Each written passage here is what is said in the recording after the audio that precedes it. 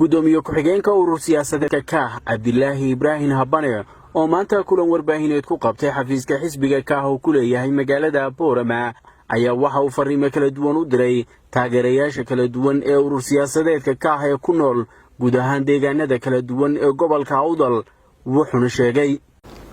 maanta way taariikhdu tahay 19 bishii tobnaad maalin Arbacaa waxaan ku sheegaynaa ogeysiis aan u baahinayno taageerayaasha urur siyaasadeedka KAH ee mandaqadani Boorama ku nool waxaan dhammaantood ogeysiinaynaa dadka taageerayaasha waa urur siyaasadeedka KAH ee magaalada Boorama ku sugan iyo nawaaxigeeda in berri toole haddii alla yidhaa oo khamiisa bishuna ay tahay 20 6 barka subaxnimo haddii alla yidhaa laga doonayo inuu qof waliba yimaado xarunta hoteelka Saw Hotel halkaasoo lagu qaabili doono laguna siin doono wixii tilmaamo ah iyo tusaale ah iyada oo madaxtirsiga ka bilaabmi doono beritoole Boorama anaynu nahay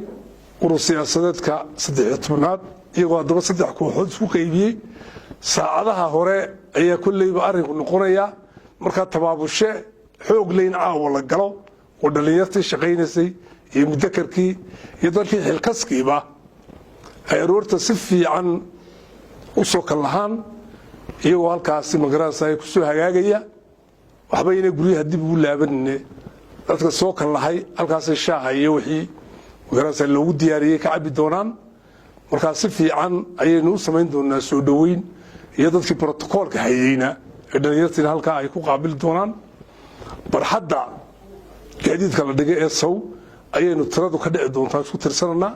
marka horena labada hool baynu geli doonaa oo wixii tusaalooyina iyo tawjiihaada aan isku siin doonaa waxaan idinka rajaynaynaa haddaanu nahay mas'uuliyiinta ururka KAH dhalinyartii ku howlaneed howlaha inaad berri toole dhuntiga dhiisha iska dhigtaan wad soo kalahdaan